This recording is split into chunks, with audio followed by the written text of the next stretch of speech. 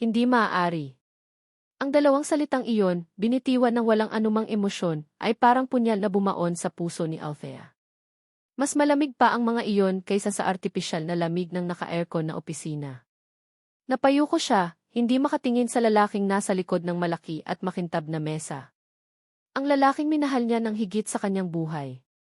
Ang lalaking tinalikuran niya 7 taon na ang nakalilipas. Rafael de Villa. Ang pangalan ay nakaukit sa isang gintong plaka sa ibabaw ng kanyang mesa, ngunit para kay Thea, ang pangalang iyon ay nakaukit sa bawat hibla ng kanyang pagkatao. Ilang minuto pa lang ang nakalilipas, nanginginig ang mga kamay niyang itinulak ang mabigat na pinto ng opisinang ito. Sa labas, ang nakasulat sa pader ay Rafael de Villa, Head of Surgical Oncology. Punong-puno ng pag-asa at takot ang dibdib niya. Ngunit ang lahat ng iyon ay naglaho nang makita niya ang mga mata ni Raph. Walang bakas ng pagkagulat. Walang bakas ng nakaraan. Tanging ang lamig ng isang estranghero na tumitingin sa isang istorbo. Santos, pag-uulit ni Raph, ang bawat pantig ay idinidiin para ipamukha sa kanya ang apelyidong hindi na dapat sa kanya. Gaya ng sinabi ko, marami kaming mahuhusay na doktor dito sa Dominic. Puno na ang schedule ko.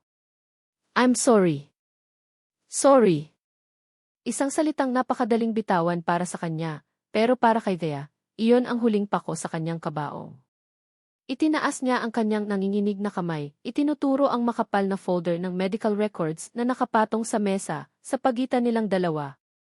Raph, pakiusap, tingnan mo man lang. Ang anak ko Hindi ko tinitingnan ang mga kaso na hindi ko tatanggapin, putol ni Raph sa kanya, ang boses ay matigas at pinal. Tumayo ito, isang senyales na tapos na ang usapan nila. May susunod pa akong pasyente. The guard will see you out. Hangin. Iyon ang naramdaman ni Thea. Para siyang hangin na hindi nakikita, hindi naririnig. Ang 7 taon ng pagtitiis, ang mga luhang iniyak niya gabi-gabi, ang sakripisyong ginawa niya para sa lalaking ito, lahat ay walang halaga. Ngunit hindi siya pwedeng sumuko. Hindi para sa sarili niya, kundi para kay Migs. Ang kanyang 5 taong gulang na anghel. Ang kanyang buhay. Naramdaman niya ang unti-unting pag-init ng kanyang mga mata. Ang desperasyon ay gumapang sa buong katawan niya, tinatanggal ang lahat ng natitira niyang hiya at pride. Sa isang iglap, bumagsak ang kanyang mga tuhod sa malamig at matigas na sahig. Ang tunog ng kanyang pagluhod ay umalinggaw sa tahimik na opisina. Raph, nagmamakaawa ako sa'yo, sabi niya sa basag na boses, ang mga luha ay malaya nang dumadaloy sa kanyang pisngi. Parang awa mo na. Ikaw lang ang pag-asa namin. Ikaw lang daw ang makakagawa ng operasyon. Pakiusap, iligtas mo ang anak ko. Nakita niya ang paggalaw ng sapatos ni Raph. Lumapit ito, hindi para tulungan siyang tumayo, kundi para kunin ang folder sa mesa. Hindi niya ito binuksan. Hinawakan lang niya ito. Pagmamakaawa, tanong ni Raph, ang boses ay maihalong pait at pangungutya. Saan ka kumuha ng lakas ng loob para magmakaawa sa akin, Thea? Matapos mo akong iwan na parang basura? Matapos mong piliin ang isang mayamang lalaki at kalimutan na lang ang lahat? Tumayo si Thea. Pinunasan niya ang kanyang mga luha gamit ang likod ng kanyang palad. Nawala na ang pagmamakaawa sa kanyang mukha. Napalitan iyon ng isang bagay na mas malalim, isang katotohanang matagal na niyang itinatago. Tumingin siya diretso sa mga mata ni Raph. Ang mga matang dati puno ng pagmamahal, ngayon puno ng galit at hinanakit. May dahilan ka para tanggapin ang kasong ito, Raph, sabi niya, ang boses ay nanginginig ngunit buo. May malaki kang dahilan. At ano iyon, hamon ni Raph, isang sarkastikong ngiti ang gumuhit sa kanyang mga labi. Huminga ng malalim si Thea. Inipon niya ang lahat ng natitirang lakas sa kanyang katawan para sabihin ang mga salitang babago sa kanilang mga buhay magpakailanman. May dahilan ka, Raph. Dahil anak mo si Migs. Anak mo siya. Ang sarkastikong ngiti sa mukha ni Raph ay biglang naglaho na parang bula. Ang folder na hawak niya ay nahulog mula sa kanyang kamay, at ang mga papel ay kumalat sa sahig na parang mga tuyong dahon. Nakatitig lang siya kay Thea. Ang kanyang bibig ay bahagyang nakabuka. Ang maskara ng isang malamig at aroganting doktor ay nabasag, at sa ilalim nito ay ang mukha ng isang lalaking nakakita ng multo, ang multo ng katotohanang pilit niyang kinalimutan. Nakatayo lang si Rafael sa gitna ng kanyang opisina, napapaligiran ng mga nagkalat na papel mula sa folder na nahulog niya. Ang bawat piraso ng papel ay parang isang piraso ng kanyang nawasak na mundo. Wala na si Thea. Umalis ito matapos bitawan ang bombang sumira sa pader na 7 taon niyang itinayo sa paligid ng kanyang puso. Anak mo si Migs. Anak mo siya. Ang mga salita ay umuulit-ulit sa kanyang isipan na parang sirang plaka. Isang multo ng katotohanan na ayaw siyang tigilan. Hindi niya alam kung gaano siya katagal na nakatayo roon. Ang tanging nagpabalik sa kanya sa realidad ay ang katok sa pinto ng kanyang sekretarya. Sir, okay lang po kayo? Next patient niyo po. Cancel all the appointments for the day. Utos niya, ang boses ay garalgal at hindi niya halos makilala. Hindi na niya hinintay ang sagot. Kinuha niya ang kanyang coat at briefcase, at mabilis na lumabas, iniwan ang gulo sa kanyang sahig at ang mas malaking gulo sa kanyang isipan. Ang gabing iyon ang pinakamahabang gabi sa buhay ni Raph. Pabalik-balik siya sa kanyang maluwag at tahimik na kondo-unit. Ang lugar na dati nagbibigay sa kanya ng kapayapaan ay tila naging isang kulungan. Ang bawat sulok ay may anino ni Thea. Naalala niya ang huling gabi nila. Umuulan noon. Masaya sila. Nagpaplano para sa kinabukasan. Kinabukasan, paggising niya, wala na ito. Ang tanging naiwan ay isang maikling sulat sa ibabaw ng unan. Raph, patawad. Hindi na kita mahal. Huwag mo na akong hahanapin. Walang paliwanag. Walang emosyon. Parang isang transaksyon sa negosyo. Simple, malamig at brutal. Dahil sa sulat na iyon, isinumpa niya na hindi na siya muling magmamahal. Ibinuhos niya ang lahat ng kanyang oras at lakas sa pag-aaral, sa pagiging pinakamahusay na doktor, para patunayan sa sarili niya na hindi niya kailangan si Thea. Na hindi niya kailangan ang kahit sino. Pero ngayon, anak mo siya. Isang kasinungalingan. Iyon dapat ang isipin niya. Isang desperadong hakbang ng isang babaeng walang pera para gamitin siya. Iyon ang sinasabi ng isip niya. Iyon ang gusto niyang paniwalaan. Pero bakit may isang bahagi sa puso niya na natatakot na baka totoo iyon? Hindi siya nakatulog. Kinaumagahan, pumasok siya sa ospital na parang zombie. Pero hindi siya dumiretso sa kanyang opisina. Dinala siya ng kanyang mga paa sa pediatric oncology ward. Mula sa salamin ng pinto ng isang pribadong silid, nakita niya ito. Isang batang lalaki, payat, maputla, at natutulog ng mahimbing sa kama ng ospital. Sa tabi nito ay si Thea, nakayukyok sa gilid ng kama, hawak ang kamay ng bata, halatang doon na nakatulog. Pinagmasdan ni Raph ang bata. Ang buhok nito ay kasing itim ng sa kanya. Ang hugis ng ilong ng mga labi. Napahawak siya sa kanyang dibdib. Isang kakaibang sakit at paninikip ang naramdaman niya. Isang emosyon na hindi niya kayang pangalanan. Ilang sandali pa, gumalaw si Thea at nag-angat ng tingin. Nagtama ang kanilang mga mata sa salamin. Mabilis na tumayo si Thea at lumabas ng silid para harapin siya. Raph T. Pinutol agad ni Raph ang sasabihin nito. Kailangan niyang bawiin ang kontrol. Kailangan niyang itayong muli ang kanyang mga pader. Titingnan ko ang kaso niya, sabi niya, ang boses ay formal at walang bahid ng anumang emosyon. Bilang doktor, walang kahit ano pa. Ipapakuha ko ang lahat ng records niya. Huwag kang umasa ng kahit anong special treatment. Nakita niya ang sakit sa mga mata ni Thea, pero tumango lang ito. Salamat, halos pabulong nitong sabi. Tinalikuran na siya ni Raph. Habang naglalakad siya palayo, parang may gyera sa loob ng isip niya. Galit laban sa ano? Responsibilidad? Takot. Pagdating niya sa kanyang opisina, tinawagan niya ang isang tao na pinakapinagkakatiwalaan niya sa buong ospital, si Nurse Lorna, isang matandang nurse na nakasama na niya mula pa noong residente pa lang siya. Lorna, may ipapagawa ako sa'yo, sabi niya sa telepono, binabaan ang boses. Kailangan kong kumuha ng blood sample mula sa isang pasyente sa pediatric ward. Room 305.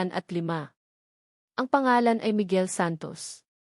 Para saan po, daw tanong ng nurse. Nag-atubili si Raph. For further tests. Confidential ito, Lorna. Ako lang ang pwedeng makakita ng resulta. Walang ibang dapat makaalam. Naiintindihan mo? Opo, Dolph. Masusunod po. Lumipas ang ilang araw na parang isang panaginip. Sinuri ni Raph ang bawat detalye ng kaso ni Migs. Colon cancer, stage 1. Mahirap pero magagamot. Kailangan ng isang agresibong operasyon. Isang operasyong siya lang ang kayang gumawa. Habang binabasa niya ang mga resulta ng laboratorio, hindi niya maiwasang isipin ang isang test na hindi kasama doon. Isang hapon, habang nagra-round siya, sinalubong siya ni Nurse Lorna sa hallway. Walang salita, iniabot nito sa kanya ang isang maliit at selyadong brown envelope. Napatitig si Raph dito. Ang sobre ay parang napakabigat sa kanyang kamay. Sa loob nito ay ang sagot. Ang katotohanang maaaring magpabago ng lahat, o ang kasinungalingang magbibigay sa kanya ng kapayapaan. Nanginginig ang kamay niya habang hawak ito. Ang multo ng katotohanan ay wala na sa kanyang isipan. Nasa mga palad na niya. Nakatayo si Rafael sa loob ng kanyang tahimik na opisina, hawak ang selyadong brown envelope na parang isang bombang sasabog anumang oras. Ang tibok ng kanyang puso ay malakas, dumadagundong sa kanyang mga tainga. Ito na. Ang katapusan ng pagdududa. Dahan-dahan, gamit ang nanginginig na daliri, pinunit niya ang gilid ng sobre. Bawat kaluskos ng papel ay parang sigaw sa katahimikan. Inilabas niya ang isang nakatuping papel. Ang opisyal na letterhead ng ASD Dominic Medical Center ang sumalubong sa kanya. Huminga siya ng malalim bago ito binuksan.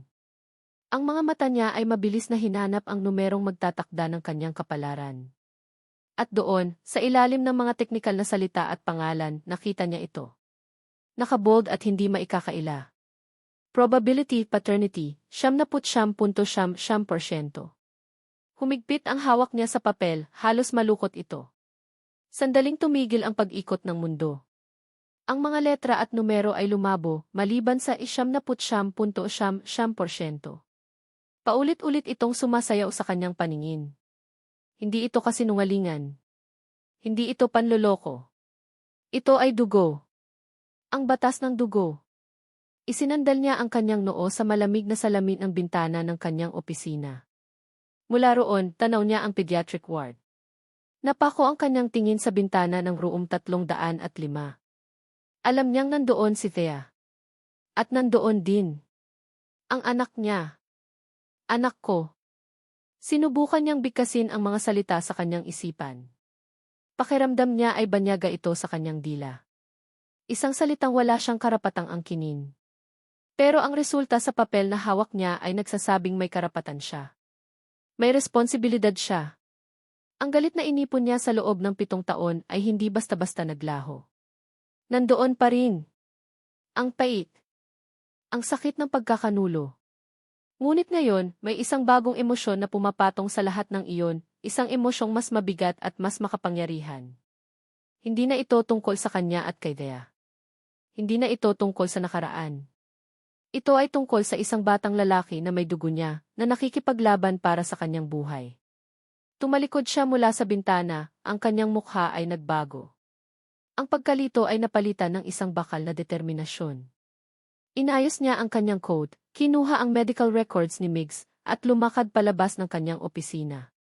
Natagpuan niya si Thea na nakaupo sa labas ng silid ni Migs, ang mukha ay puno ng pag-aalala. Tumayo ito agad nang makita siyang papalapit. Raph T. Hindi niya pinansin ang paggamit nito ng kanyang unang pangalan. Dumiretso siya sa isang maliit na family conference room at sinenyasan itong sumunod. Nang makapasok sila at maisara ang pinto, inilatag niya ang mga papeles sa mesa. Operahan ko siya, sabi niya, walang paligoy-ligoy. Ang boses niya ay formal, gaya ng pakikipag-usap niya sa pamilya ng ibang pasyente. Complex ang procedure. May mga panganib, pero mataas ang success rate kung magagawa ng tama. Nakita niya ang pagliwanag ng mukha ni Thea. Ang mga mata nito ay napuno ng luha, ngunit sa pagkakataong ito, iyon ay luha ng pasasalamat. Salamat, Raph. Salamat ni. Pero linawin natin, Thea, pagputol niya, ang kanyang mga mata ay malamig at seryoso. Tinitigan niya ito ng diretsyo para maintindihan nito ang bawat salita.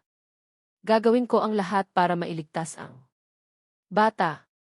Nag-atubili siyang sabihing anak ko. Pero profesional lang ito.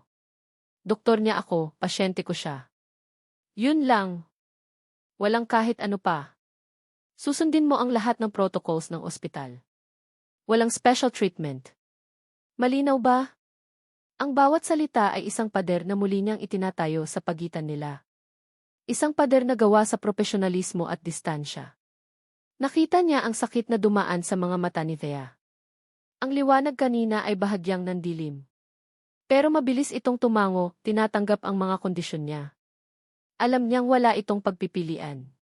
Yumuko ito ng bahagya, isang kilos ng paggalang at pagsuko. Ang sakit sa puso niya ay halata, ngunit tinago niya ito sa likod ng isang formal na sagot. Opo. Malinaw po. Huminga ito ng malalim at nang muli itong magsalita, ang boses nito ay mahina na parang isang bulong, puno ng pasasalamat at ng isang bagong, napakalawak na distansya. Salamat, Yes de Villa. Lumipas ang mga araw sa loob ng ospital na may iisang routine. Ang tunog ng mga makinang sumusubaybay sa pintig ng puso ni Migs, ang amoy ng disinfectant, at ang malamig at profesional na presensya ni Rafael de Villa. Tinupad ni Raf ang kanyang sinabi. Para siyang isang makina, eksperto, mahusay at walang emosyon. Tuwing umaga, pumapasok siya sa silid para sa kanyang rounds. Binabati niya si Thea ng isang formal na good morning, Jim Greg Santos. Sinusuri niya si Migs, kinakausap ang mga nurse at nagbibigay ng mga utos. Pagkatapos, aalis siya nang hindi man lang nag-iiwan ng kahit anong bakas ng lalaking minsan niyang minahal. At tinanggap iyon ni Thea. Iyon ang kanilang kasunduan. Ang mahalaga ay narito si Raf. Ang mahalaga ay may pag-asa si Migs. Ngunit may mga pagkakataong ang bakal na pader na itinayo ni Raf ay nagkakaroon ng maliliit na bitak. At sa mga sandaling iyon, nasisilip ni Thea ang anino ng tika niyang Raf, at ang puso niya ay sabay na napupuno ng saya at kirot. Isang hapon, oras na para sa isa sa mga pre-op procedures ni Migs, isang iniksyon ng gamot na kailangan para palakasin ang kanyang katawan. Isang simpleng tusok lang sana, pero para sa isang 5 taong gulang na bata, ito ay isang malaking halimaw. Ayoko po. Masakit yan, sigaw ni Migs, pilit na binabawi ang kanyang braso mula sa nurse. Migs, anak, sandali lang ito, pagpapakalma ni Thea, pero nagsisimula na ring mangilid ang luha sa kanyang mga mata. Ayaw niyang nakikitang nasasaktan o natatakot ang kanyang anak. Sakto namang pumasok si Raf sa gitna ng komosyon. Mukhang katatapos lang ng kanyang rounds. Kunot noo siyang tumingin sa eksena. What's the problem here? Tanong niya sa formal na tono. Ayaw po magpaturok ng pasyente, Dosi, sagot ng nurse, halatang na-stress na rin. Inaasahan ni Thea na magbibigay lang si Raf ng isang malamig na utos. Ngunit sa halip, ibinaba nito ang kanyang daladalang chart. Dahan-dahan itong lumapit sa kama. At sa isang iglap, nagbago ang lahat sa kanyang kilos. Lumuhod si Raf para maging kapantay niya ang mga mata ni Migs. Ang AC de Villa ay biglang nawala. Ang nasa harapan ni Migs ngayon ay isang lalaking may malambot na mga mata at mahinahong boses. Hey, champion, bati ni Raf. Alam mo ba ang kwento ng pinakamatapang na lamok sa buong mundo? Natigilan si Migs sa pag-iyak. Kumunot ang noo niya, interesado. Lamok? Matapang? Sabi ni Raf. Isang araw, nakita ng lamok na ito ang isang higante. Sabi ng ibang lamok, huwag kang lalapit, masakit yan. Pero alam mo ba ang ginawa niya? Lumipad siya ng mabilis, dumapo sa braso ng higante, at kumuha ng dugo ng napakabilis. Parang isang kagat lang ng langgam. Pagkatapos, bayani na siya. Habang nagkukwento si Raf, sinenyasan niya ang nurse. Sa pagtatapos ng kwento, naramdaman na lang ni Migs ang isang mabilis na tusok sa kanyang braso. Aray, sabi niya, pero hindi na siya umiyak. Tumingin siya sa kanyang braso tapos kay Raf. Ganon po ba iyon? Parang yung lamok lang. Exactly, ngiti ni Raf. See? You're a hero, too. Nakangiti na si Migs. Hero po ako. Mula sa kanyang kinatatayuan sa gilid, pinapanood ni Thea ang lahat. Isang ngiti ang gumuhit sa kanyang mga labi, ngunit kasabay nito, isang mainit na butil ng luha ang pumatak mula sa kanyang mata. Ito ang Raf na minahal niya. Ang Raph na kayang pakalmahin ang anumang takot. Ang Raph na dapat sana ay nagbabasa ng mga kwento kay Migs bago matulog gabi-gabi. Nang tumayo si Raph, nagtama ang kanilang mga mata. Nakita ni Raph ang ngiti at ang luha sa mukha ni Thea. Sa isang iglap, nakita ni Thea ang pagkalito sa mukha nito. Tila ito nataranta at ang lambot sa kanyang mukha ay mabilis na naglaho. Ang pader ay muling itinayo. Tumango lang ito ng formal sa kanya, kinuha ang chart at mabilis na tumalikod at lumabas ng silid. Naiwan si Thea na nakatayo roon, yakap-yakap ang piraso ng ngiting ipinakita nito sa kanya, kasabay ng kirot na dulot ng muling paglayo nito. Gabi na. Mahimbing nang natutulog si Migs. Tahimik na binuksan ni Thea ang kanyang pitaka at inilabas ang isang luma at lukot-lukot ng litrato. Ang nag-iisang litratong itinago niya. Sila ni Raph. Nakaupo sa damuhan, magkayakap, ang mga ngiti ay abot hanggang tainga. Mga bata pa, puno ng pangarap, walang kamalay-malay sa sakit na naghihintay sa kanila. Hinaplos niya ang nakangiting mukha ni Raph sa litrato. Biglang gumalaw si Mig sa kanyang pagkakatulog. Dahan-dahan itong iminulat ang kanyang mga mata. Mama! Ilve, anak! Matulog ka na ulit, mahinang sabi ni Thea. Tumingin si Mig sa kanya, ang mga mata ay inaantok pa. Mama ni! Bulong nito. Bakit, anak? Bakit po kamukha ko si Iggy Raph? Ang simpleng tanong ay parang isang malakas na kulog na yumanig sa buong pagkatao ni Thea. Natigilan siya, ang litrato ay halos mahulog mula sa kanyang nanginginig na kamay. Hindi niya alam kung anong isasagot. Gabi. Para kay Rafael, ang gabi sa ospital ay isang tahimik na kalaban. Ito ang oras kung kailan humihina ang depensa ng mga pasyente, kung kailan gumagapang ang lagnat at takot. Nasa kanyang opisina si Raph, pilit na tinatapos ang mga papeles, pero ang isip niya ay wala roon. Lumilipad ito sa room 305. Paulit-ulit na bumabalik sa tanong ng bata, bakit po kamukha ko si Raph? Hindi niya narinig ang tanong, pero nararamdaman niya ang bigat nito sa hangin sa tuwing nakikita niya si Thea. Nararamdaman niya ito sa tuwing tinititigan niya ang mukha ni Migs, ang mukha na salamin ng sarili niyang mukha 7 taon na ang nakalipas. Pinilit niyang ibalik ang atensyon sa chart na nasa harap niya, pero nabigo siya. Ang imahe ng ngiti at luha sa mukha ni Thea kanina ay ayaw umalis sa kanyang isipan. Bigla, ang katahimikan ng gabi ay sinira ng isang pamilyar at nakakakilabot na tunog, ang matinis at tuloy-tuloy na alarma ng isang cardiac monitor. Napatalon si Raph mula sa kanyang upuan. Isang tingin lang sa central monitor sa kanyang desk ay sapat na. Room 305. Tumakbo siya. Hindi na siya si E.C. De Villa, ang hepe ng departamento. Siya ay isang doktor na tumatakbo para iligtas ang isang buhay. Ang bawat hakbang niya sa pasilyo ay isang martilyo sa kanyang dibdib. Pagbukas niya ng pinto, ang eksenang nakita niya ay nagpatigil sa kanyang paghinga. Si Thea ay nakatayo sa gilid, parang isang estatuang nagyelo sa takot, ang mga mata ay nanlalaki habang nakatitig sa monitor. Ang mga nurse ay nagkakagulo sa paligid ni Migs. His heart rate is dropping. He is unstable, sigaw ng isang nurse. Ang takot na nakita niya sa mukha ni Thea ay parang kuryenteng gumising sa kanya. Pumasok siya sa mode ng doktor. Cleared path, sigaw niya, ang boses ay puno ng otoridad. Give him atropine, now. Prepare the defibrillator, just in case. Ang kanyang mga utos ay mabilis at malinaw. Ang kanyang mga kamay ay hindi nanginginig habang sinusuri niya si Migs. Sa mga sandaling iyon, wala nang iba sa isip niya kundi ang batang nakahiga sa kama. Ang bawat segundo ay mahalaga. Siya ang kapitan ng barko sa gitna ng isang bagyo, at hindi niya hahayaang lumubog ito. Pagkatapos ng ilang minutong parang isang walang hanggang bangungot, unti-unting naging stable ang mga numero sa monitor. Ang nakakabinging alarma ay napalitan ng isang regular at mahinang beep-beep-beep. Huminga ng maluwag ang lahat. Monitor him closely. Call me at the slightest change, utos ni Raph sa mga nurse bago dahan-dahang lumabas ng silid. Paglabas niya, sumandal siya sa pader ng hallway at doon lang niya naramdaman ang pagod. Ang adrenaline ay nawala at ang naiwan ay ang panginginig ng kanyang mga kamay. Kasunod niyang lumabas si Thea, ang mukha ay basang-basa sa luha, ang katawan ay nanginginig pa rin. Tahimik silang dalawa, nakatayo sa tahimik na pasilyo, parehong nakatingin sa sahig. Walang salita ang kayang maglarawan sa takot na pinagdaanan nila. Umalis sandali si Raph at bumalik na may dalang dalawang paper cup ng mainit na kape mula sa vending machine. Iniabot niya ang isa kay Thea. Nag-angat ito ng tingin, nagtataka.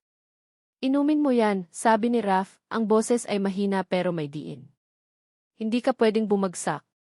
Kailangan ka niya. Ang mga salita ay tungkol kay Migs, pero ang kilos ay para kay Thea.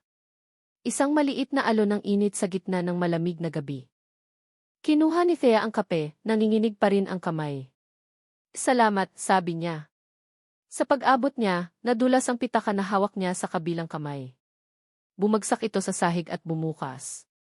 Kumalat ang ilang barya, isang resibo at isang maliit na litrato, nakaharap sa sahig. Pareho silang yumuko para kunin ito pero naunahan siya ni Raph. Pinulot niya ang litrato. At nang baliktarin niya ito, natigilan siya. Ang ngiti nila. Ang mga mata nilang puno ng pag-ibig. Isang alaala ng isang buhay na matagal na niyang ibinaon. Ang litratong akala niya ay matagal nang sinunog at kinalimutan ni Thea. Nakatitig lang siya rito, ang puso niya ay parang pinipiga. Ang lahat ng galit at hinanakit ay biglang nawala ng bigat. Napalitan ito ng isang malalim at nakakalunod na tanong. Dahan-dahan siyang nag-angat ng tingin mula sa litrato patungo sa mga mata ni Thea, na ngayon ay puno ng pagkabigla at hiya. Ang boses ni A.C. de Villa ay nawala. Ang nagsalita ay si Raph, ang kanyang boses ay mahina at garalgal, puno ng 7 taong sakit at pagkalito. Bakit mo pa ito tinatago? Ang tanong ni Raph ay lumutang sa pagitan nila sa tahimik na pasilyo, mas mabigat kaysa sa katahimikan mismo. Bakit mo pa ito tinatago? Nakatitig si Althea sa litratong hawak ni Raph.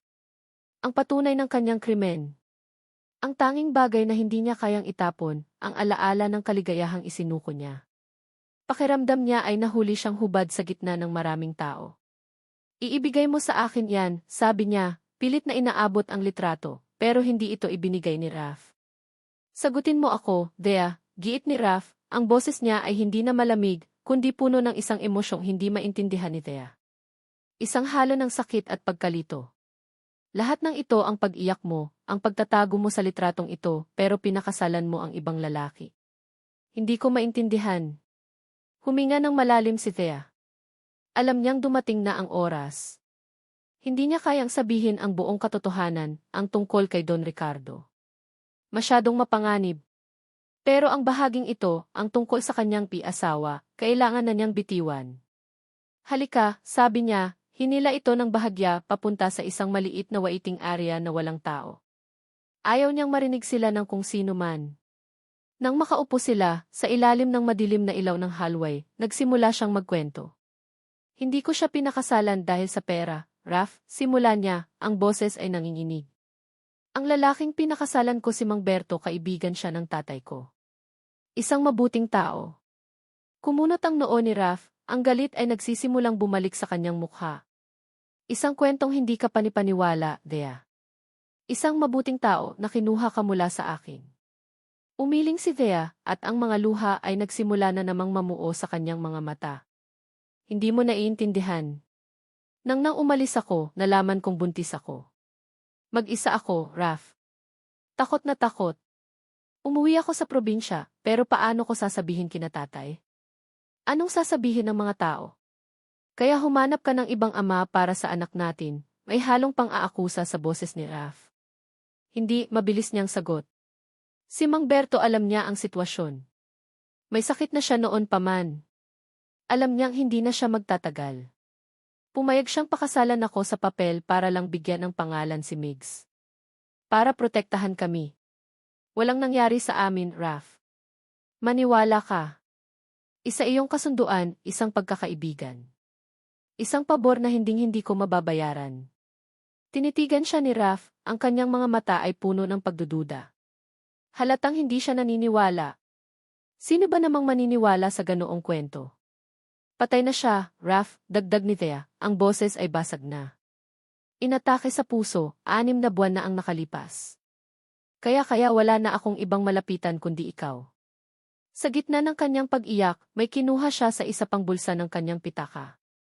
Isang nakatuping papel at isang ihi. Inabot niya ito kay Raf. Ang death certificate ni Alberto Santos. At isang lumang V nito. Kinuha ito ni Raf. Tiningnan niya ang mga dokumento. Pagkatapos, binuksan niya ang isa pang nakatuping papel. Isang sulat kamay. The. Kung binabasa mo ito, ibig sabihin wala na ako. Huwag kang malungkot. Masaya akong natulungan kita kahit sa maikling panahon. Huwag mong kalimutan ang pangako mo. Kapag dumating ang panahong kailanganin ni Migs ang tunay niyang ama, hanapin mo siya. Sabihin mo ang totoo. Karapatan nilang dalawa iyon. Ang iyong kaibigan, Berto. Binitawan ni Raf ang mga papel na para siyang napaso. Ang lahat ng teorya, lahat ng galit, lahat ng paniniwalang ipinako niya sa kanyang isipan sa loob ng 7 taon, na ipinagpalit siya ni Thea sa pera, ay gumuho sa isang iglap. Ang pundasyon ng kanyang galit ay nawasak. Pero ang pagguho nito ay nag-iwan ng isang mas malaking butas. Isang mas malalim, mas madilim at mas masakit na tanong. Dahan-dahan siyang nag-angat ng tingin. Ang galit sa kanyang mga mata ay wala na. Ang natira ay purong pagkalito at sakit. Ang boses niya ay halos isang bulong, puno ng takot sa kung ano ang maaaring maging sagot. Kung hindi dahil sa kanya, huminga siya ng malalim. Bakit? Bakit mo ako iniwan, Thea? Nakatitig si Thea sa kanya, ang mga mata ay puno ng luha at takot. Ang katotohanan ay nasa dulo na ng kanyang dila. Handa na siyang sabihin ang pangalan ng taong sumira sa kanilang buhay. Ngunit bago pa man niya maibuka ang kanyang bibig, isang boses ang pumunit sa katahimikan ng hallway. Isang boses na pamilyar, makapangyarihan at nagielo sa lamig. Rafael, anong ginagawa mo dito? Sabay silang napalingon ni Raf. Nakatayo sa dulo ng pasilyo, sa ilalim ng maliwanag na ilaw, ay isang lalaking matikas ang tindig, nakasuot ng mamahaling suit, ang buhok ay may mga puti na sa gilid. Si Don Ricardo de Villa. Ang ama ni Raf. At ang demonyong nagpahirap sa buhay ni Thea. Ang boses na iyon. Para kay Rafael, ang boses ng kanyang ama ay laging may dalang bigat at otoridad. Ngunit ngayon, sa pasilyo ng ospital sa gitna ng gabi, may kasama itong lamig na nagpatindig sa kanyang mga balahibo. Papa? Anong ginagawa niyo dito? Tanong ni Raf, sinubukang itago ang kanyang pagkagulat. Mabilis niyang itinayo ang kanyang profesional na anyo, na para bang hindi siya nahuli sa isang emosyonal at personal na sandali. Napansin niya ang biglaang pagbabago kay Thea. Kung kanina lang ay handa na itong harapin siya, ngayon ay para itong isang ibon na gustong lumipad palayo. Isang hakbang itong umatras, yumuko, at tila naging invisible. Bakit siya ganito katakot sa ama niya? Dahil ba si Don Ricardo de Villa ang isa sa mga pinakamalaking benefactor ng ospital? O may iba pa? Naglakad si Don Ricardo palapit sa kanila, ang bawat hakbang ay may kumpiyansa at kapangyarihan. Ang mga nurse na nasa istasyon ay biglang umayos ng upo. Ganoon ang epekto ng kanyang ama. I heard about the incident. Came to check, sabi ni Don Ricardo, pero ang mga mata nito ay hindi nakatingin kay Raf. Nakapako ang mga ito kay Thea. Ipinatong ng kanyang ama ang isang kamay sa kanyang balikat, isang kilos ng pagmamay-ari, pero ang tingin nito ay nanatiling matalim kay Thea. Iha, bati ni Don Ricardo, isang ngiti ang sumilay sa kanyang mga labi, isang ngiting hindi umabot sa kanyang mga mata. Natutuwa akong nagkita tayong muli. Naramdaman ni Raf ang pag-igting ng katawan ni Thea. Mukhang marami kang pinagdaanan, dagdag ng kanyang ama, ang bawat salita ay mabagal at may diin, na para bang may ibang kahulugan. Naramdaman ni Raf ang awkward na tensyon sa hangin. Si Santos ang ina ng pasyente ko, pagpapakilala niya, para putulin ang kung anumang kakaibang nangyayari. Tumango lang si Don Ricardo, hindi inaalis ang tingin kay Thea. Pagkatapos ay bumaling ito sa kanya. Rafael, halika. Let's talk in your office. Sumunod si Raf, pero bago siya tuluyang tumalikod, isang sulyap ang ibinigay niya kay Thea. Nakita niya ang purong takot sa mga mata nito. Pagpasok nila sa opisina ni Raf, isinara ng kanyang ama ang pinto. Ang imahe ng isang makapangyarihang negosyante ay napalitan ng isang nag-aalalang ama.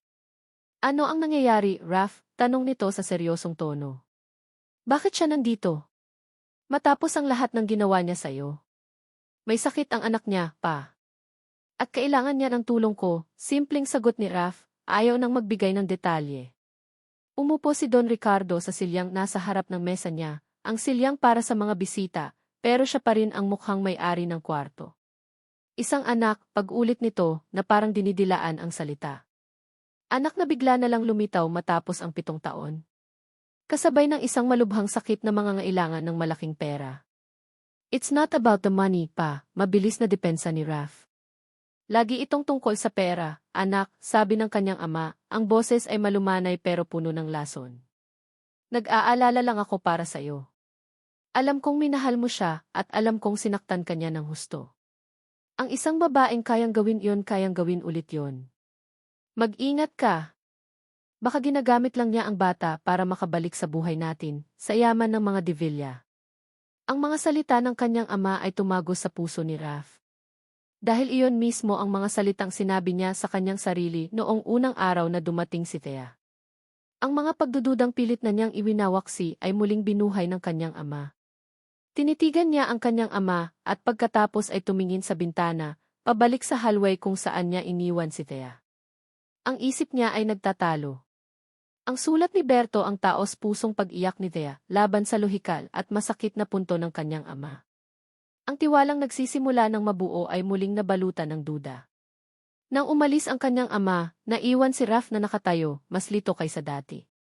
Samantala, sa labas, nanginginig na naglakad si Thea papunta sa water dispenser para kumuha ng isang basong tubig. Kailangan niyang pakalmahin ang sarili. Ang paglitaw ni Don Ricardo ay parang isang bangungot na nagbalik. Habang umiinom siya, isang anino ang tumabon sa kanya. Hindi na niya kailangang lumingon para malaman kung sino ito. Akala ko malinaw ang usapan natin noon, bulong ng isang boses sa likuran niya, malamig at puno ng pagbabanta. Huwag mong sirain ang buhay ng anak ko, di. Humarap si Thea, ang baso ay nanginginig sa kanyang kamay. Ulit! Ang mga salita ni Don Ricardo ay lason. Isang lason na dahan-dahang gumagapang sa sistema ni Althea. Pinipilay ang kanyang pag-asa at pinapalitan ito ng pamilyar na takot na kasama na niya sa loob ng 7 taon. Huwag mong sirain ang buhay ng anak ko ulit. Kinabukasan, ang bawat anino sa pasilyo ay tila may anyo ni Don Ricardo. Ang bawat pagbukas ng pinto ay nagpapakaba sa kanya. Ang ospital na dati simbolo ng pag-asa ay naging isang kulungan na puno ng mga mata ng kanyang demonyo. Dahil dito, nagbago ang lahat. Nang dumating si Raf para sa kanyang morning rounds, hindi na niya ito sinalubong ng may bahid ng pag-asang mga mata. Nakaupo lang siya sa isang sulok, nakayuko, at pilit na hindi nagtatama ang kanilang paningin. Good morning, Jimbrax Santos, bati ni Raf. Naramdaman ni Thea ang bahagyang pag-aalinlangan sa boses nito, na para bang hinihintay nito ang sagot sa tanong niya kagabi. Ang tanong na hindi niya nasagot. Good morning, Dosie, sagot niya, ang mga mata ay nakapako sa sahig. How was he last night? Tanong ni Raf, lumalapit sa kama ni Migs. Okay lang po, maikling sagot niya. Naramdaman niya ang titig ni Raf sa kanya. Thea tungkol kagabi di. Kailangan ko lang pong kumuha ng tubig, sabi niya, mabilis na tumayo at lumabas ng silid. Iniwan si Raf na nakatayo roon, ang mga salita ay naiwan sa hangin. Sa loob ng kanyang puso, gusto niyang sumigaw. Gusto niyang sabihin, Raf, tulungan mo ako. Natatakot ako sa ama mo. Pero hindi niya kaya. Ang alaala ng banta ni Don Ricardo noon, ang mga litrato ng kanyang mga magulang, ang kapangyarihan nitong sirain ang kanilang simpleng buhay, ay sapat na para patahimikin siya. Ginagawa niya ito para protektahan si Raf, gaya ng ginawa niya noon. Iyon ang pilit niyang sinasabi sa sarili. Ang pag-iwas na ito ay nagpatuloy sa buong araw. Ang dating namumuong koneksyon sa pagitan nila ay napalitan ng isang malamig at makapal na yelo. Para kay Raf, ang bawat pag-iwas ni Thea ay isang kumpirmasyon sa mga sinabi ng kanyang ama. Isang patunay na may itinatago ito. Isang hapon, habang si Thea ay mag-isang kumakain ng tinapay sa halos walang taong cafeteria ng ospital, isang anino ang muling tumabon sa kanya. Si Don Ricardo. Umupo ito sa tapat niya, may dalang isang tasa ng kape, na para bang isa lamang siyang ordinaryong bisita. Kumusta ang apo ko? Tanong nito, ang boses ay kalmado. Hindi sumagot si Thea. Alam mo, iha, patuloy ni Don Ricardo, nag-aalala lang ako sa anak ko. Masyado siyang mabuti. Madaling maloko. At ikaw, mukhang kailangan mo ng tulong. Mahirap ang buhay. May kinuha ito mula sa loob ng kanyang coat. Isang checkbook. Kumuha ito ng ballpen at may isinulat. Dahan-dahan itong pinunit ang isang tseke at inilapag sa mesa, itinutulak ito palapit sa kanya. Heto, sabi nito. Para sa mga gastusin. Para sa apo ko. Huwag kang mag-alala, hindi malalaman ni Rafael. Tinitigan ni Thea ang tseke. Isang malaking halaga ang nakasulat. Ang halagang kayang bumago sa buhay niya. Ang halagang katumbas ng kanyang kaluluwa. Dahan-dahan niyang itinulak pabalik ang tseke. Hindi ko po kailangan ng pera niyo, sabi niya, ang boses ay matatag sa kabila ng panginginig ng kanyang mga kamay. Ngumiti si Don Ricardo. Sigurado ka? Isipin mong mabuti. Mas madali ang buhay kung praktikal ka. Mula sa may pintuan ng cafeteria, napadaan si Raph. Papunta sana siya sa laboratorio. Nakita niya ang eksena sa loob, ang kanyang ama at si Thea, magkaharap sa isang mesa. At sa pagitan nila, isang tseke na iniaabot ng kanyang ama. Hindi niya narinig ang pagtanggi ni Thea. Hindi niya nakita ang pagtulak niya sa tseke pabalik. Ang nakita lang ng kanyang mga mata, na nilaso na ng pagdududa, ay ang imahe ng isang transaksyon. Ang imahe na nagpapatunay sa lahat ng kanyang kinatatakutan. Nag-init ang kanyang ulo. Ang sakit ng pagkakanulo ay bumalik, mas matindi pa kaysa dati. Kinagabihan, hinarap niya si Thea sa pasilyo, sa parehong lugar kung saan sila nag-usap kagabi. Pero ngayon, wala nang bakas ng lambing sa kanyang boses. Nakita ko kayo kanina ng papa, sabi niya, ang boses ay malamig at puno ng galit. Namutla si Thea. Raph, hindi iyon ang tea. Huwag ka nang magpaliwanag, sigaw niya, hindi na napigilan ang sarili. Ang galing! Ang galing ng plano mo. Gamitin ang anak mo para makabalik sa akin, at kapag hindi umubra, dumiretso sa ama ko para manghingi ng pera. Hindi totoo yan, sigaw pabalik ni Thea, ang mga luha ay tumutulo na. Hindi totoo, tawa ni Raph, isang tawang walang saya. Nakita ko, Thea. Nakita ko ang tseke. Kaya pala bigla kang umiwas. Dahil nakakuha ka na ng mas magandang deal. Tama nga si Papa. Mula noon hanggang ngayon, pera lang pala talaga ang habol mo. Ang bawat salita ay isang sampal. Napahawak si Thea sa kanyang dibdib, hindi makahinga sa sakit. Paano niya ipapaliwanag? Kung sasabihin niya ang totoo, ilalagay niya sa panganib si Raph. Kung mananahimik siya, maniniwala si Raph na isa siyang ganid na babae. Wala siyang magawa kundi umiyak at umiling. Hindi. Para kay Raph, ang kanyang mga luha at pag-iling ay pag-amin ng kasalanan.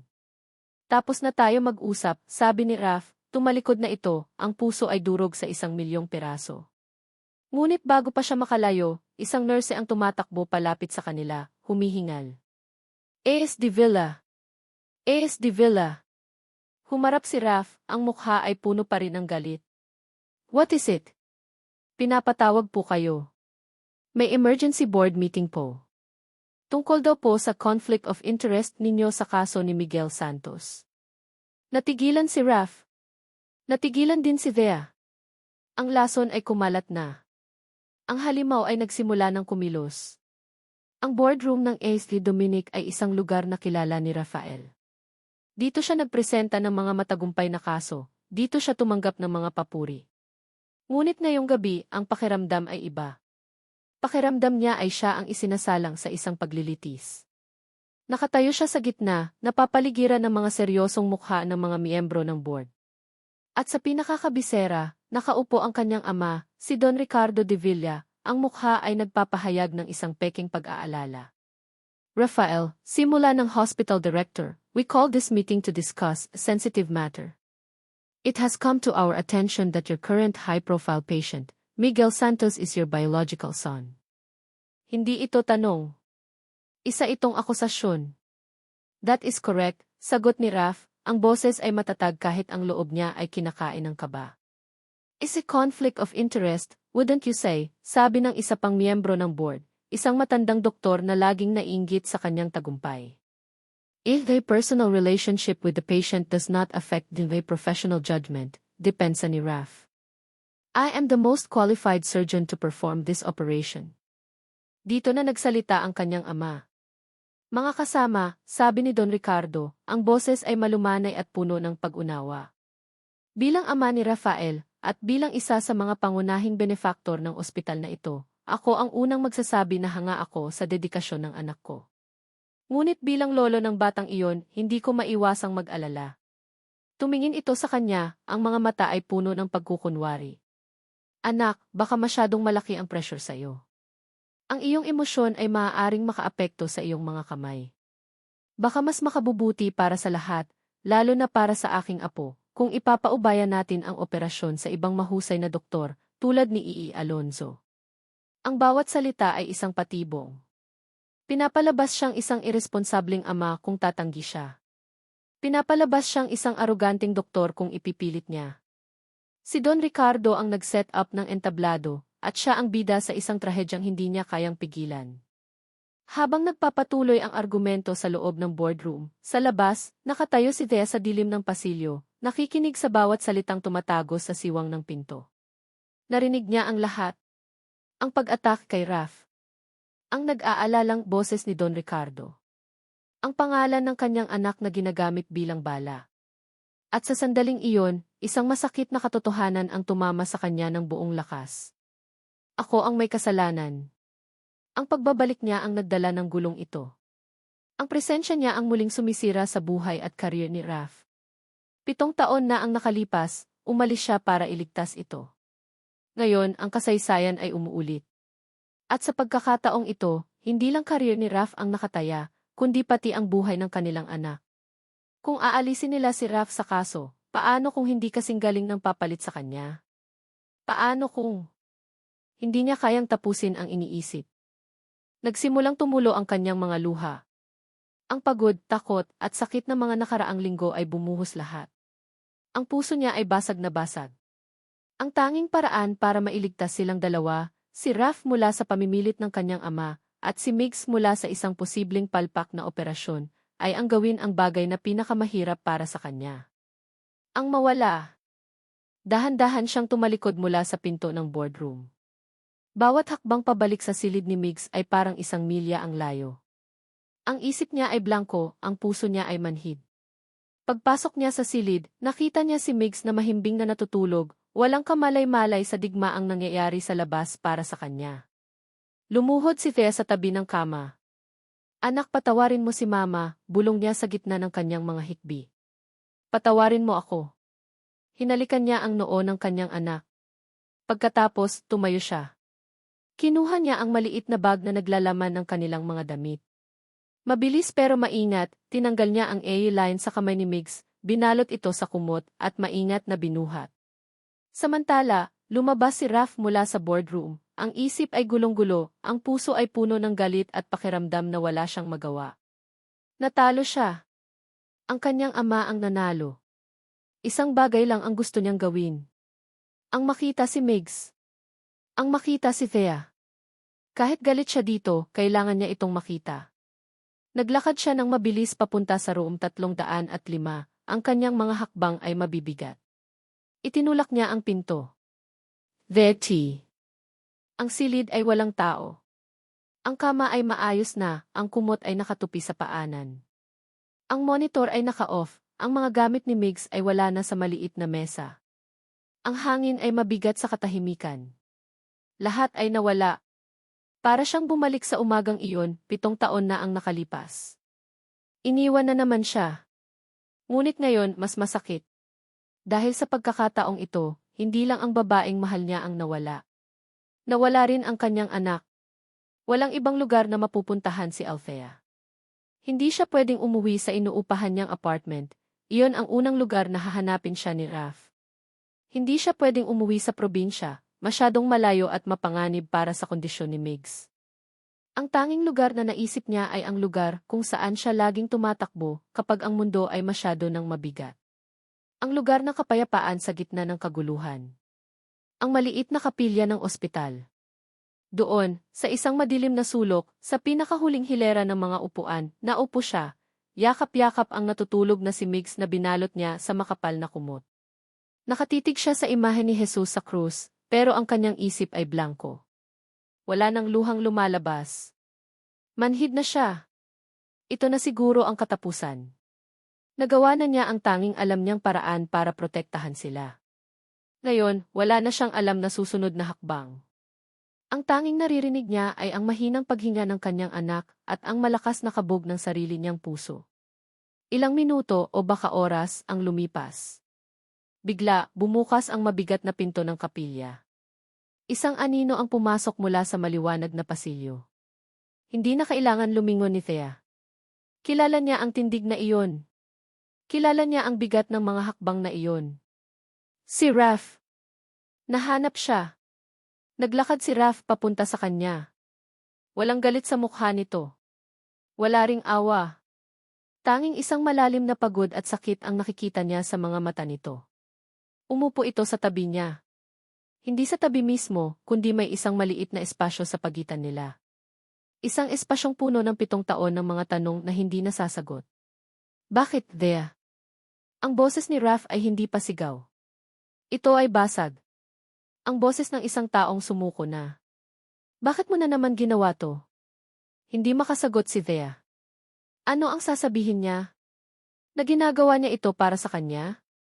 Hindi ito maniniwala. Narinig ko ang usapan sa meeting, sabi niya sa wakas, ang boses ay halos isang bulong. Aalisin ka nila sa kaso. Dahil sa akin. At sa tingin mo ang pagtakas ang solusyon, tanong ni Raph, isang pahiwatig ng dati niyang galit ang bumalik. Paano si Migs? Paano ang operasyon niya? Itatakas mo siya hanggang sa huli na ang lahat. Ang mga salitang iyon ay parang isang sampal na gumising kay Thea. Ano nga ba ang plano niya? Wala.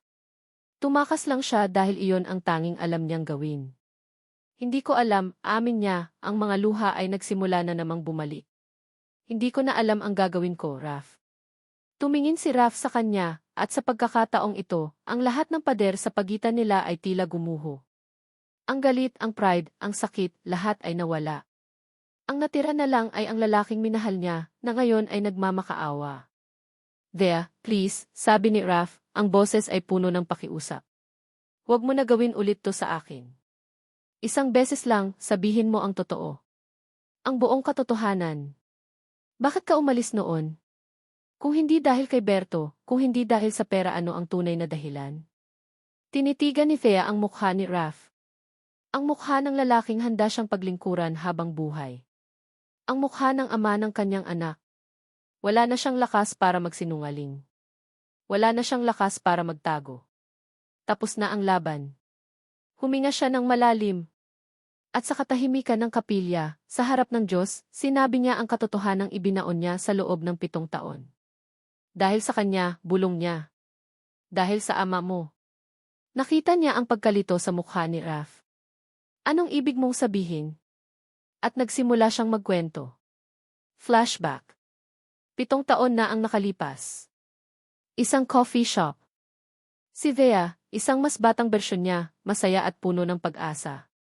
Sa harap niya, si Don Ricardo de Villa, nakangiti pero ang mga mata ay malamig. Mahal mo ba ang anak ko, iha? Tanong ni Don Ricardo. Opo. Mahal na mahal po, sagot niya. Kung ganon, iiwan mo siya, diretsong sabi nito. May malaking kinabukasan si Rafael. Isang sikat na doktor. Isang de Villa. At ikaw patawad sa salita, pero isa ka lang distraksyon. Isang balakid. Hindi po totoo yan. Ngumiti si Don Ricardo at naglabas ng isang brown envelope. Inilatag nito sa mesa ang mga litrato. Litrato ng kanyang mga magulang sa probinsya, ang kanyang amang maisakit sa puso, ang kanyang inang nag-iisa sa kanilang maliit na tindahan. Litrato ng kanilang bahay. Ang pamilya mo mukhang simple lang ang buhay nila, sabi ni Don Ricardo. Isang tawag ko lang, iha. Isang tawag ko lang sa mga koneksyon ko, at ang simpleng buhay na iyan ay pwedeng maging isang impyerno. Mawawala ng trabaho ang mga kamag-anak mo. Ang maliit na utang niyo sa bangko ay biglang sisingilin. Ikaw ang bahala. Ang kinabukasan ni Rafael o ang kapahamakan ng pamilya mo. Pagkatapos niyang magkwento, isang mabigat na katahimikan ang bumalot sa kanila. Tumingala si Thea kay Raph. Ang mukha nito ay hindi na nagpapahayag ng pagkalito. Ito ay blanko. Isang nakakakilabot na kawalan ng emosyon. Unti-unti ang blankong ekspresyon na iyon ay napalitan. Ang kanyang mga panga ay nagtiim. Ang kanyang mga kamao ay kumuyom. Ang sakit sa kanyang mga mata ay napalitan ng isang apoy ng galit na hindi pa kailanman nakita ni Thea. Isang galit na hindi para sa kanya, kundi para sa taong sumira sa kanila. Dahan-dahan itong tumayo. Hinawakan nito ang kanyang kamay, ang hawak ay mahigpit pero hindi masakit. Isang hawak na nangangako ng proteksyon. Tumingin ito sa kanya, at sa unang pagkakataon, nakita niyang muli ang Raph na handang labanan ang buong mundo para sa kanya. Halika, sabi ni Raph, ang boses ay kalmado pero may diin na nagpatindig sa balahibo ni Thea. May kailangan tayong tapusin. Hawak ni Rafael ang kamay ni Thea habang naglalakad sila sa mga pasilyo ng ospital. Ang bawat hakbang ay may bigat, may layunin. Sa kabilang braso ni Thea, mahimbing na natutulog si Migs, ang dahilan ng lahat ng ito. Hindi na siya ang aroganteng AC de Villa. Hindi na siya ang lalaking sinaktan ng nakaraan. Ngayon, isa siyang ama na naglalakad papunta sa isang digmaan para sa kanyang pamilya. Hindi sila tumigil sa opisina ni Raph. Hindi rin sila tumigil sa boardroom. Dumiretso sila sa isang pribadong suite sa pinakamataas na palapag ng ospital, ang personal na opisina ni Don Ricardo de Villa sa loob ng AC Dominic. Ang pugad ng leon. Walang katok, itinulak ni Raph ang pinto.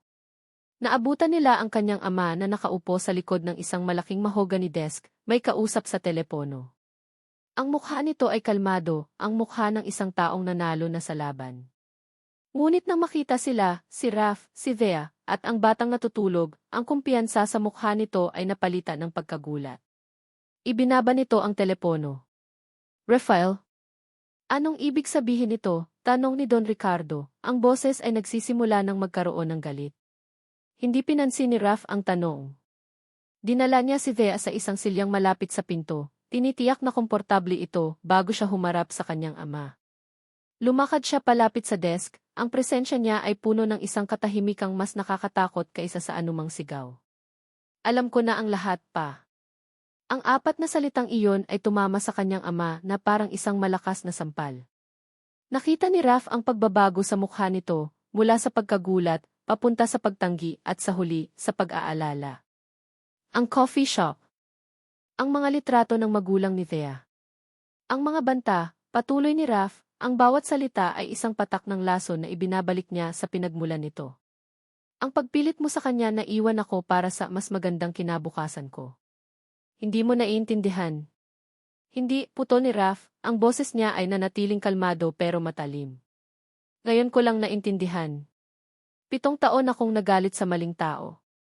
7 taon kong sinisi ang babaeng isinakripisyo ang lahat para sa akin, habang ikaw, ang sarili kong ama, ang maihawak ng punyal sa likod ko. Tumayo si Don Ricardo, ang kanyang pagkukunwari ay nawala na. Ginawa ko lang yon para sa'yo. Para sa pangalan ng pamilya natin. Ang isang tulad niya ay hindi nababagay sa isang de Villa. Ang mga salitang iyon ang huling pako. Ngumiti si Raph, isang ngiting walang bahid ng saya. Isang ngiti ng paglaya. Hindi, sabi niya, dahan-dahang umiling. Ginawa niyo iyon para sa sarili niyo. Para sa pride niyo. Para sa kontrol. Huminga siya ng malalim. Tapos na po tayo. May kinuha siya mula sa bulsa ng kanyang puting coat. Ang kanyang hospital easy. Dahan-dahan niya itong inilapag sa makintab na mesa ng kanyang ama. Pagkatapos, kinuha niya ang ballpen mula sa desk nito, kumuha ng isang piraso ng stationery at may isinulat. Isang resignation letter. Maikli at direkta. Inilapag niya ito sa tabi ng VE. Aalisin niyo ako sa kaso dahil sa conflict of interest, tanong ni Raph. CJ. Tinatanggal ko na ang sarili ko sa ospital na ito. Wala nang conflict of interest. Wala na kayong kontrol. Nanlaki ang mga mata ni Don Ricardo, hindi makapaniwala sa nakikita. Ano ang ginagawa mo? Sinisira mo ang buhay mo. Umiling si Raph. Hindi.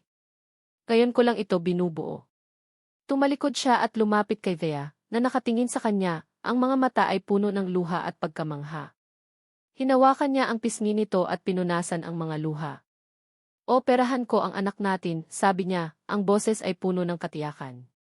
Hindi bilang si E.C. de Villa, ang hepe ng ospital, kundi bilang si Raf, ang ama niya. Tumingin siya sa kanyang ama sa huling pagkakataon. At pagkatapos, aalis na kami. Lumingon siyang muli kay Thea. Hinawakan niya ang kamay nito at tinulungang tumayo.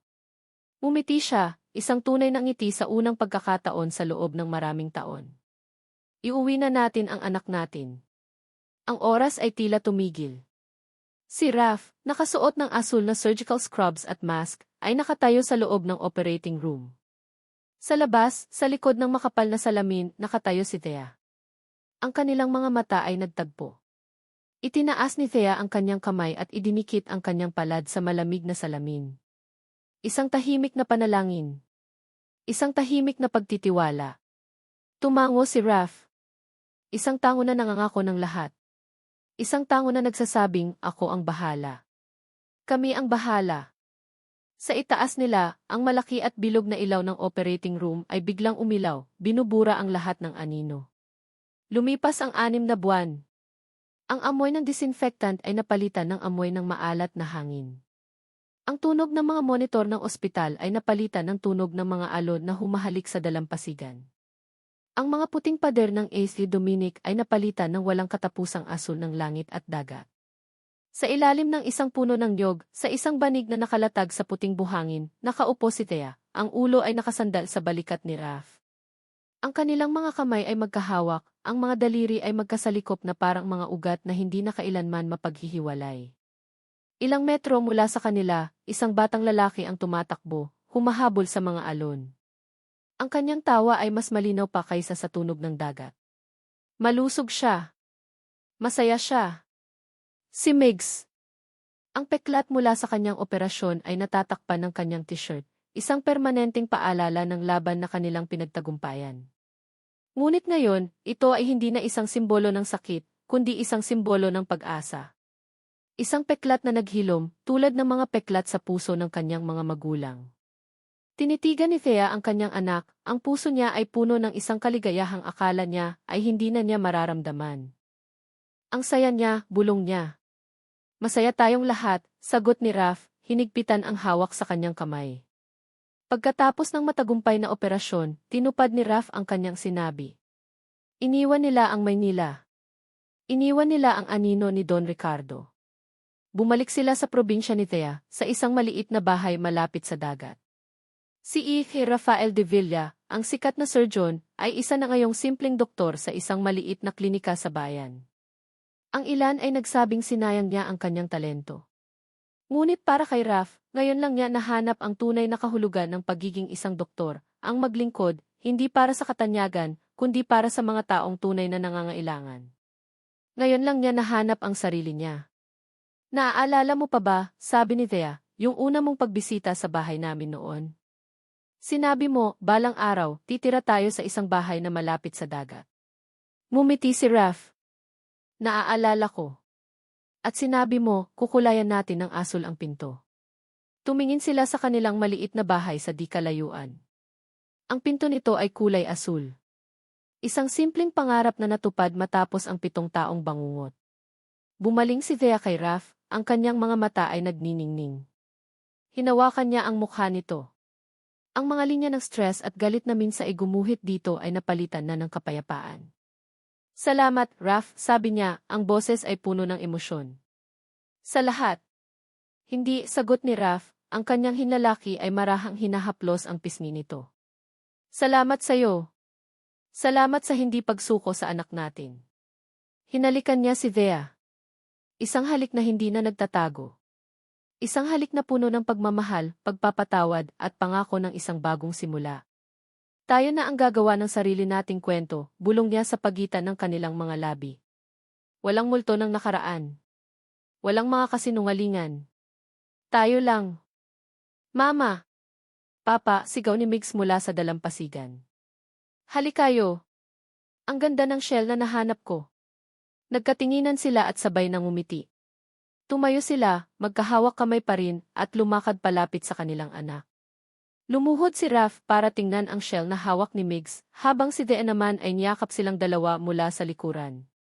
Habang ang araw ay dahan-dahang lumulubog sa kanluran, nagpinta ng kulay kahel at lila sa kalangitan, ang tatlong anino ay naging isa. Isang anino ng isang buong pamilya. Ang kanilang kwento ay hindi nagsimula sa isang perpektong paraan. Ito ay isinulat sa mga pahina ng sakit, pagkakamali at paghihiwalay. Ngunit dito, sa ilalim ng papalubog na araw, sa harap ng walang hanggang dagat, isinara nila ang lumang aklat. At magkasama, sinimulan nilang isulat ang unang pahina ng isang bago. At dito nagtatapos ang kwento ni Raph, Dea at Migs. Mula sa kaibuturan ng puso ng manunulat na ito, maraming salamat sa inyong walang sawang pagsubaybay sa bawat kabanata ng kanilang paglalakbay. Habang isinusulat ko ang kanilang kwento, hindi ko maiwasang madala sa kanilang mga emosyon. Para na rin silang naging totoong tao sa aking isipan. Sabay tayong nasaktan sa kanilang mga pagkakamali, nagalit sa mga kasinungalingan, kinilig sa kanilang mga simpleng sandali, at umasa para sa kanilang bagong simula. Ang kwento ni Raph at Dea ay isang paalala na ang tunay na pag-ibig ay hindi tungkol sa kawalan ng pagkakamali, kundi sa lakas ng pagpapatawad. Ito ay tungkol sa pagharap sa masalimuot na katotohanan ng nakaraan upang makapagtayo ng isang matatag na kinabukasan. At higit sa lahat, ito ay isang patunay na kahit gaano pa kadilim ang gabi, laging may pag-asang naghihintay sa pagsikat ng araw. Ngayon, nais ko namang marinig ang inyong saloobin. Anong aral ang pinakapumatak sa inyong puso? Saang bahagi ng kanilang kwento kayo pinakanaantig? Mangyaring iwanan ang inyong mga komento sa ibaba. Muli ang aking taos-pusong pasasalamat. Hanggang sa ating susunod na pakikipagsapalaran sa mundo ng pag-ibig at pag-asa.